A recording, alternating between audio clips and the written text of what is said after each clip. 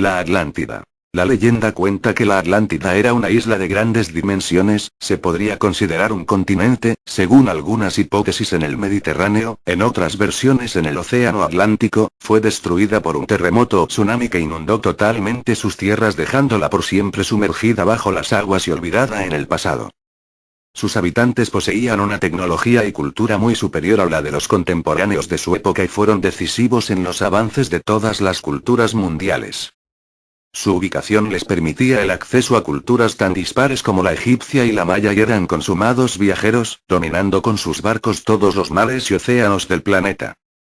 La similitud entre estructuras arquitectónicas como las pirámides mayas y egipcias, o el parecido fonético de algunas palabras en culturas separadas por aguas y miles de kilómetros de distancia se deben según los partidarios de la existencia de dicha isla o continente y a la influencia que los atlantes gracias a su avanzada tecnología marcaron culturas de todo el mundo. Aspecto que tenía según los relatos de Platón la ciudad central de la Atlántida, todos los canales eran navegables. Nacimiento y caída de la Atlántida. La leyenda de la Atlántida parte de Platón hacia el 350 AC, el cual, en los diálogos Timeo y Critías, cuenta la historia de una civilización floreciente que vivía en una isla más allá de las columnas de Hércules, nombre antiguo del estrecho de Gibraltar. Él aseguraba basarse en el sabio griego Solón, que 200 años antes decía haber oído en Egipto que una isla había sido destruida al oeste como consecuencia de un gran cataclismo que la sumergió en las aguas en tan solo unas horas. En más o menos 20 páginas describe esta floreciente cultura, sus ciudades y abundancias y cómo debido a una afrenta a los dioses, eran adoradores de Poseidón, fueron castigados y una serie de cataclismos les sumergieron en las aguas. Hasta aquí podría parecer la típica historia moralista tan habitual en mitología griega, pero numerosos estudiosos a lo largo de la historia han buscado su significado real pues en gran cantidad de culturas existen mitos similares a los de la Atlántida de Platón, según algunos de ellos existe una especie de memoria histórica o componente real en dicha historia y si bien la mayoría de las hipótesis fueron desestimadas por falta de pruebas o demostrada su invalidez, es cierto que de tratarse de una leyenda fue de gran difusión en una edad tan temprana del hombre que pervivió en diferentes y dispares culturas. Ubicación de la Atlántida. La imagen romántica de una isla fabulosa tragada por el mar, ha significado que su ubicación haya sido buscada desde la época de Platón, aunque nadie está seguro si existió realmente. Muchos son los investigadores que la buscaron, una empresa no del todo descabellada, pues al fin y al cabo también la Troya de Homero se creía producto de la fantasía, hasta que el arqueólogo Heinrich Schliemann la descubrió en 1903. Las ubicaciones sugeridas para la Atlántida, incluyen lugares diversos. A continuación enumeraré algunas de las ubicaciones más nombradas. La erupción volcánica de Santorín en 1470 JC. Sepultó la colonia minoica allí establecida. Al derrumbarse el cono volcánico se formaron acantilados y una bahía salpicada de islas. Algunos atlantólogos han señalado que los tonos rojos y negros de esos acantilados se corresponden con los de los edificios descritos por Platón, pudiendo ser este el origen de dicha confusión. En el mar Mediterráneo, del relato de Platón se deduce que la civilización atlante debió florecer hace más de 12.000 años.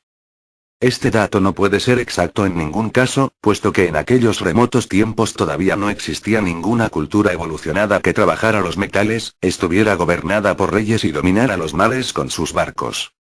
En cuanto a la localización del misterioso continente, el texto del filósofo ateniense lo sitúa más allá de las columnas de Hércules, y esto significaba, según la concepción de la antigüedad, al otro lado del estrecho de Gibraltar, es decir, en el océano Atlántico.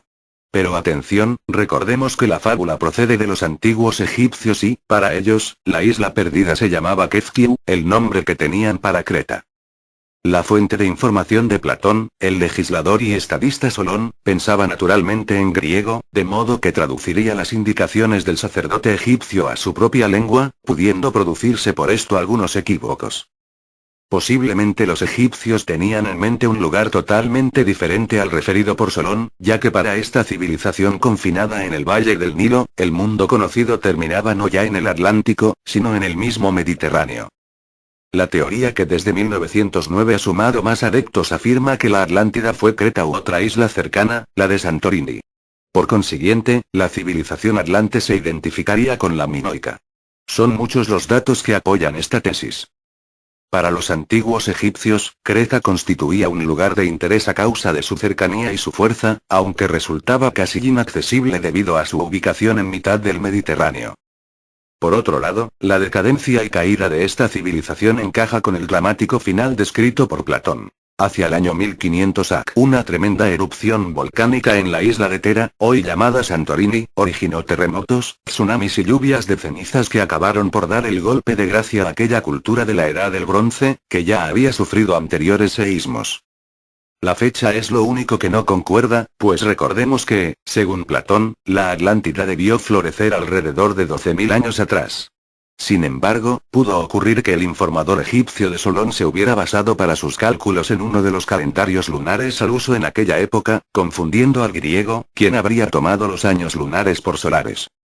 En tal caso, la fecha referida por el sacerdote sería el año 1200 AC aproximadamente, lo cual coincide, admitiendo un margen de tolerancia de 2 o 3 siglos, con la explosión de Tera. En cualquier caso, por bien que suene a esta hipótesis, desarrollada y defendida sobre todo por los investigadores griegos Angelos Galanopoulos y Espiridón Marinatos, también tiene sus puntos débiles. Así, la clasificación cronológica de los diferentes estilos cerámicos de la isla de Santorini demuestra que esta cultura sobrevivió al menos 50 años a la erupción del volcán. La Atlántida no se hundió, por tanto, en este lugar.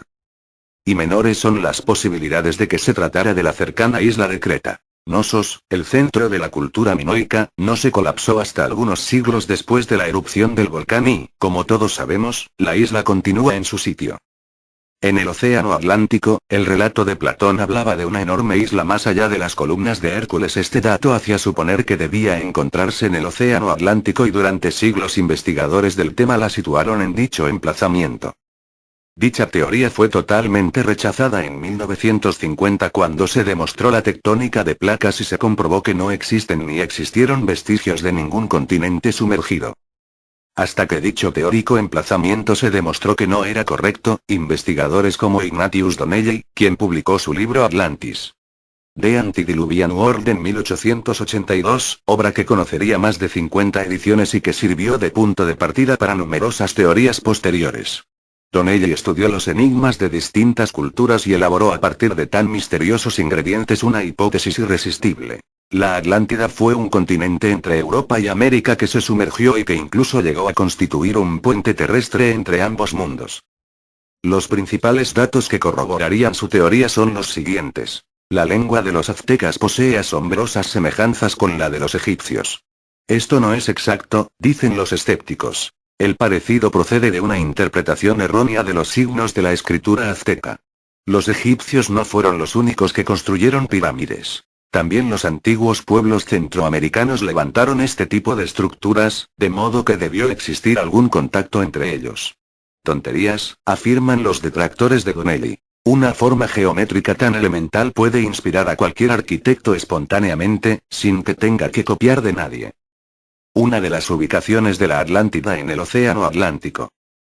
Donnelly no ofrecía nuevas pruebas de la existencia de la Atlántida, sino una síntesis tan brillante como persuasiva de las ya existentes, echando mano de informaciones procedentes de campos tan diversos como la arqueología, la oceanografía, la filología, la geología, la historia, la mitología, la etnología, la zoología y la botánica para argumentar la historia de Platón y con la intención de demostrar que sin un continente que hubiera servido de puente las coincidencias que proponía no hubiesen podido darse. Bloques submarinos de piedra que parecen restos de calzadas y murallas ha inducido a suponer que la Atlántida se encuentra junto a las costas de Bimini, una de las islas Bahamas. La Atlántida en América, al ser descubierto el nuevo continente surgió como es lógico una nueva teoría, ¿podría ser América el continente descrito por Platón? ¿Era posible que las tierras descubiertas por Cristóbal Colón fueran parte de la isla soñada? La respuesta parecía ser no, pues parecía muy improbable con la tecnología de la época que relataba Platón pudiesen realizarse viajes en barco a tan larga distancia y más cuando se describían flotas de 1200 barcos que conquistaban allá por donde pasaban con sus tropas. Un dato cuando menos curioso sobre esta teoría es el siguiente. En una sesión de trance realizada en 1933, el vidente norteamericano Edgar Cayce describió de una forma colorista y fantástica la vida en aquella antigua civilización, prediciendo, además, que una parte de ella sería encontrada en el año 1968. Y en efecto, un año más tarde de lo vaticinado se descubrieron en el fondo marino frente a las Bahamas ciertas estructuras aparentemente realizadas por la mano humana. La localización de la Atlántida en esta zona ya había sido propuesta por otros investigadores, que sin duda se remitían a los datos aportados por el geógrafo romano Marcelo, del primer siglo antes de nuestra era. Según él, el continente perdido habría estado integrado por 7 islas pequeñas y 3 grandes, la mayor de ellas de 1000 estadios de diámetro, lo que equivale aproximadamente a 200 kilómetros. Debemos, pues, buscar los restos de la Atlántida en el Caribe. La mayor de las islas antillanas, la Española, tiene un tamaño que coincide más o menos con el calculado por el sabio Marcelo. Sin embargo, estas especulaciones tienen muy poco que ver con la descripción de Platón.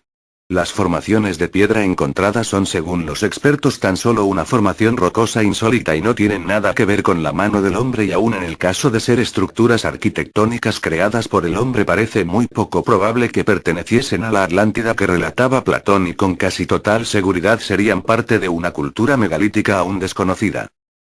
Conclusiones. La tectónica de placas no deja lugar a dudas, no hay lugar para la Atlántida, ningún continente o isla de dimensiones como las descritas pudo haberse sumergido o inundado sin dejar pruebas de ello. Por lo cual tenemos que pensar que de ser algo más que un mito deberíamos buscar la Atlántida entre las tierras ya conocidas, probablemente una isla mediterránea, alguna región europea que fuera mal interpretada en los mapas o traducciones de textos antiguos. Otras hipótesis barajan la posibilidad de que se tratara de las Azores e incluso en Suecia.